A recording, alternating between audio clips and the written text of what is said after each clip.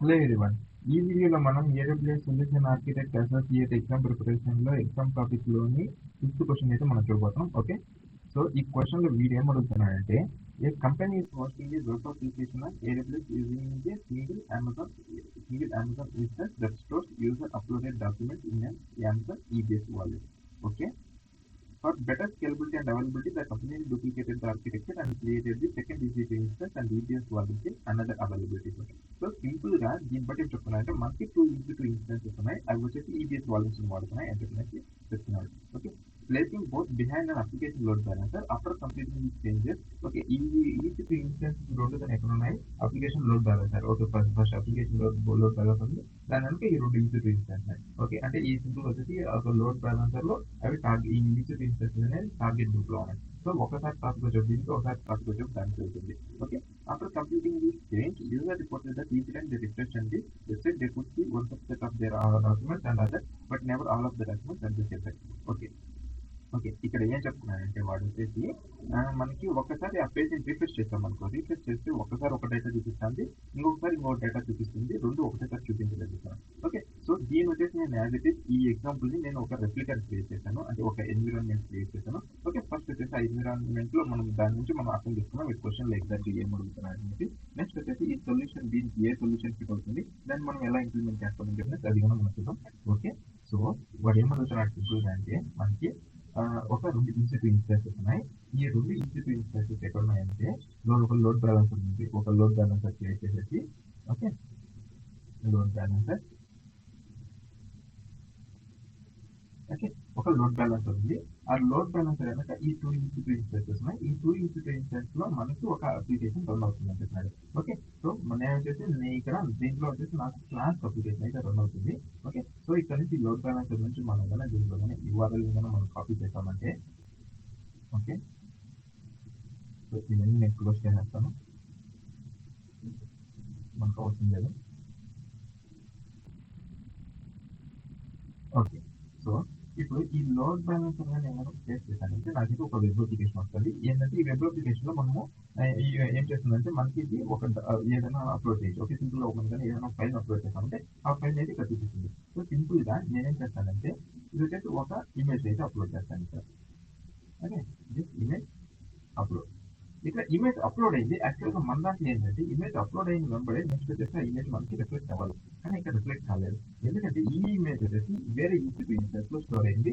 యాక్చువల్గా రిక్వెస్ట్ ఒక ఇన్స్టెన్స్ వెళ్ళింది, ఇమేజ్ వచ్చేసి నెక్స్ట్ ఈసీ2 ఇన్స్టెన్స్ లో స్టోర్ అయింది. ఎందుకంటే ఇవి వచ్చేసి రెండు లోడ్ బ్యాలెన్సర్స్ ఉన్నాయి కాబట్టి. ఓకే, మనం ఇంకొక ఫైల్ అప్లోడ్ చేస్తున్నాం, సో ఇది మనకి ఇంకొంచెం క్లారిటీ వస్తుంది. ఓకే, సో సో ఇక్కడ వచ్చేసి నేను ఇప్పుడు చూస్ ఫైల్ ఇంకొక ఫైల్ నేను అప్లోడ్ చేస్తాను. ఓకే, దీంట్లో ఇమేజ్ 8 అని చెప్పాను. ఓకే, ఇప్పుడు నేను అప్లోడ్ చేస్తే యాక్చువల్గా ఇక్కడ మనకేమవుతుంది, నో ఇమేజ్ అప్లోడ్ అయిపోతుంది. సో ఇప్పుడు మనం రిఫ్రెష్ చేశాను అనుకో, రెండు ఇమేజ్లు ఒక దాంట్లోనే ఉన్నాయి. ఓకే, నేను మళ్ళీ ఇంకొక ఇమేజ్ మనం అప్లోడ్ చేద్దాం. ఓకే, మొత్తం వచ్చేసి నేను ఇప్పుడు 3 ఇమేజెస్ నేను అప్లోడ్ చేశాను. ఇప్పుడు దీన్ని రిఫ్రెష్ చేస్తే ఏమవుతుంది అంటే, ఓకే, ఒక దాంట్లో 2 ఇమేజెస్ ఉన్నాయి. సారీ, ఓకే, ఇక్కడ వచ్చేసి ఇది దీంట్లో వచ్చేసి ఒకసారి ఈ ఇమేజ్ వస్తుంది, ఇంకొకసారి అప్లోడ్ చేసినప్పుడు ఏమొస్తుంది, మనకు వేరే వేరే ఇమేజ్ వస్తాయి. సో వాడు క్వశ్చన్ లో ఎగ్జాక్ట్ గా ఇదే అడుగుతున్నాడు. ఓకే, క్వశ్చన్ మనం చూసుకున్నట్లయితే క్వశ్చన్ లో after completing user reported incident registration they కుడెంట్ C one subset of the documents of the other. So అంటే ఇక్కడ సో సపోజ్ ఇప్పుడు వచ్చేసి మనకి 3 ఇమేజెస్ ఉన్నాయి, ఒక 2 వచ్చేసి ఒక సబ్సెట్ అనుకుంటే, 1 వచ్చేసి ఒక సబ్సెట్ అనుకుంటే, వాడు రిఫ్రెష్ చేసినప్పుడు ఏమవుతుంది, ఒకటైతే నేను చూడగలుగుతున్నాడు, నెక్స్ట్ వాడు ఇంకోటి చూడలేదు అంటున్నాడు. ఓకే, సో మనం ఈ ప్రాబ్లమ్ని మనం ఎట్లా సాల్వ్ చేస్తాం. ఓకే, ఈ ప్రాబ్లం మనం ఎట్లా సాల్వ్ చేస్తామంటే, ఇక్కడ వచ్చేసి మనం ఈజీ ఇన్స్టెన్స్ లో రైట్ నా మనం వచ్చేసి ఈబీఎస్ వాల్యూమ్స్ యూజ్ చేస్తున్నాం. మనం ఓకే, ఈ ఈబీఎస్ వాల్యూమ్స్ యూజ్ చేయడం వల్ల యాక్చువల్లీ ఈ డేటా ఎక్కడ స్టోర్ అవుతుంది ఫస్ట్ నేను చూపిస్తాను మనకి. ఓకే, సో ఈ ఈ డేటా అనేది, సారీ, ఈ ల్యాగ్ ఏంటంటే నా దగ్గర కొంచెం ఇంటర్నెట్ కనెక్షన్ స్లోగా ఉన్న వల్ల ఓకే అది రావట్లేదు. వెయిట్.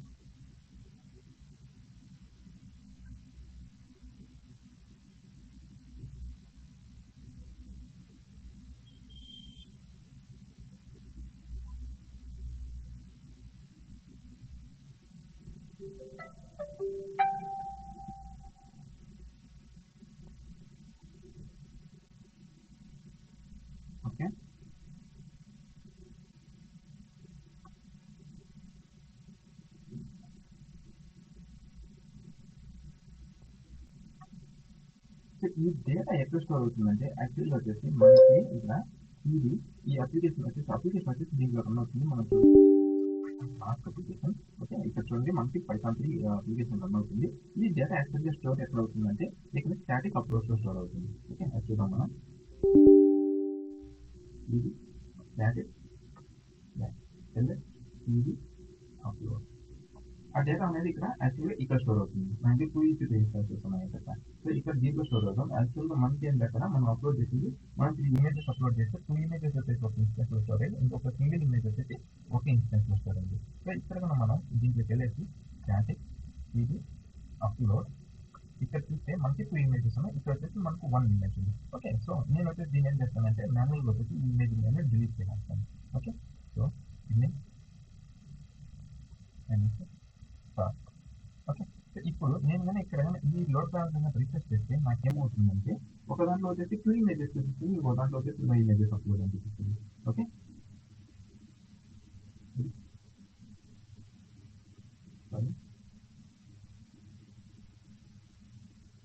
యా, ఇక్కడ చూసి మనకి ఒక దాంట్లో ఏమో 2 ఇమేజెస్ చూపిస్తుంది, ఇంకో దాంట్లో ఓకే ఒకసారి 2 ఇమేజెస్ అప్లోడ్. ఓకే, ఇది చూస్తుంది ఒక ట్రాఫిక్ దీనికి వచ్చిన పేజ్ వచ్చేసి ఇంకో ఇమేజెస్ అప్లోడ్ అయితే చూపిస్తుంది, ఇంకో పేజ్ మనకి 2 ఇమేజెస్ మనకి చూపిస్తుంది. ఓకే, సో యా, ఇప్పుడు మనకి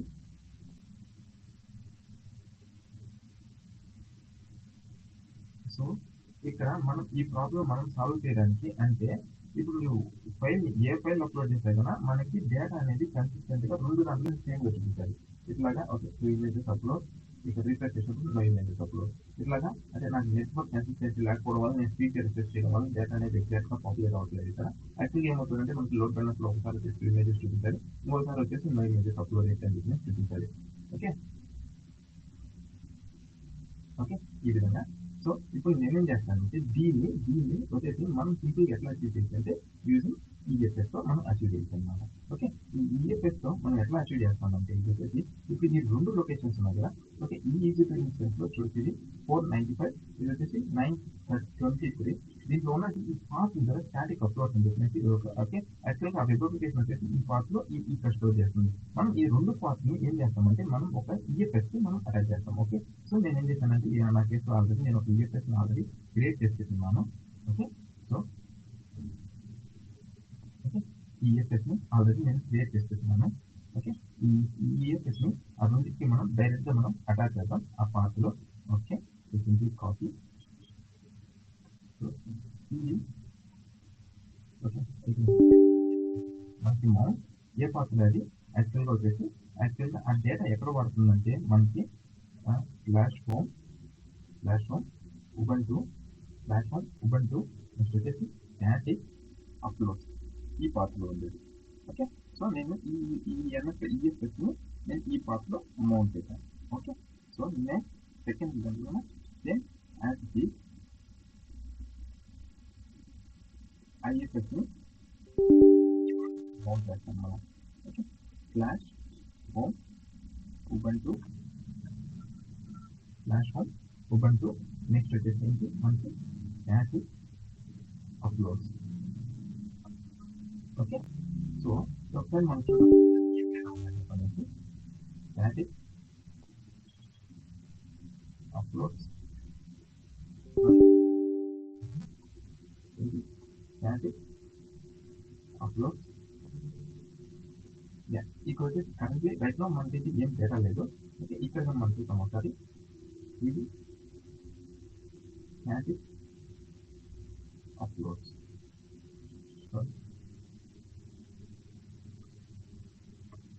ఇక్కడ మనం చూస్తే మనకి ఏం డేటా లేదు, ఎందుకంటే మనకు వచ్చేసి ఆ ఎన్ఎఫ్ఎస్ ఈ ఈఎఫ్ఎస్ లో మనకు వచ్చేసి అసలు ఆ ఫైల్ సిస్టమ్ లో ఏం మనకి ఫైల్స్ లేనందువల్ల ఇక్కడ కన్నా మనకి ఏం ఫైల్స్ లేదు. ఓకే, సో ఇప్పుడు వచ్చేసి నేను ఈ పేజ్ మనకి రిఫ్రెష్ చేస్తే రెండిట్లో ఏం వస్తుందంటే మనకి నో ఇమేజెస్ అప్లోడ్ అని చెప్పేసి మనకు వస్తుంది.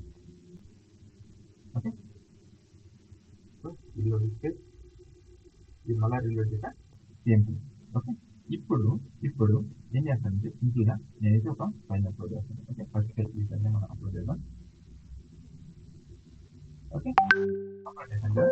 ఇప్పుడు నేను రిఫ్రెష్ చేశాను అనుకో, ఏమవుతుందంటే రెండిట్లో సేమ్ ఇమేజ్ వస్తుంది, డేటా కన్సిస్టెన్సీ. ఓకే, మీరు ఎన్నిసార్లు ప్రిపేర్ చేస్తున్నా సేమ్ ఇమేజ్ వస్తుంది. ప్రీవియస్ మాదిరిగా ఒకసారి దీంట్లో చూపించి ఒక దాంట్లో చూపించుకొని అట్లా కూడా ఉండదు.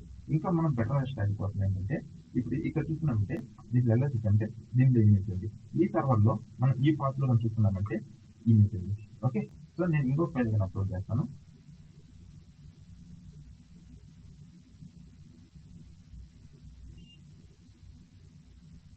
ఓకే, ఇక్కడ నేను ఇంకో ఫైల్ అప్లోడ్ చేశాను. సార్ ఇది రిఫ్రెష్ చేశాను అనుకో, సేమ్ సేమ్ మనకి చూడండి ఇక్కడ మనకి ఎల్ఎస్ ఇచ్చాను అనుకో, నేను 2 ఫైల్స్ ఉన్నాయి.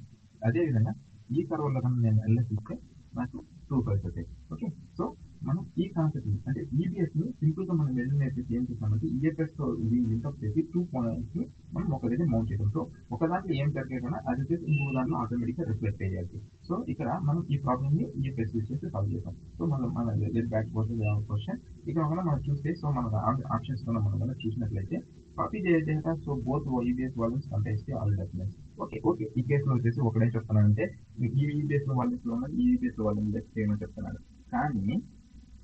కానీ ఇక్కడ ఏం చెప్తున్నాం, మనం వచ్చేసి యూజర్ వచ్చేసి మనకి అప్లోడ్ చేసేటప్పుడు complete hosting applications user documents for better file. Okay, ఈ ఆప్షన్ అయితే కుదురుతుంది. కాగా దీంట్లో కాపీ చేసి ఒకవేళ అందుకైనా డైనమిక్ అయితే మన కేసులో ఒక యూజర్ అప్లోడ్ చేస్తా ఉంటే ఇది వచ్చేసి వ్యాలిడ్ ఆప్షన్ కాదు. మళ్ళా మనకు వచ్చేసి ఇక్కడ రెండింటి మధ్య డిఫరెన్స్ అనేది మనకు కనిపిస్తూ ఉంటుంది. Okay, second, configure the application load balancer to directly user to the server with the documents. So no, it is not possible. It's not a valid option. Okay, third one, copy the data from the both EBS volumes to answer EFS. Okay, is the right answer. Okay, modify the application to save new documents to EFS. Okay, so ఇక్కడ ఏం చెప్తున్నాడు, EBS volumes use చేసి మనం EFS copy చేసి దీన్ని మనం next వచ్చేసి modify application next వచ్చేసి అక్కడ నుంచి నెక్స్ట్ ఏం చేస్తామో చెప్తున్నాడు. కూడా అప్లికేషన్స్ ఉన్నాయి కదా, ఈ అప్లికేషన్స్ ని నెక్స్ట్ టైం నుంచి ఆ న్యూ ఈఎఫ్కి ఇన్స్టెడ్ ఆఫ్ ఈబీఎస్ ఆ ఈఎఫ్ఎస్ నుంచి వాడేటట్లు చూడమని చెప్తున్నాడు. ఓకే, సో మనం ఇది ఈ కేసులో మనం ఏమైతే చేసామో అది ఈ option. Okay, so next okay మనకి ఫిక్స్ అయిపోవచ్చు ఆప్షన్స్ ఈ ఆన్సర్. నెక్స్ట్ వచ్చేసి మనం థర్డ్ ఆప్షన్ లాస్ట్ ఆప్షన్ మనం చూద్దాం.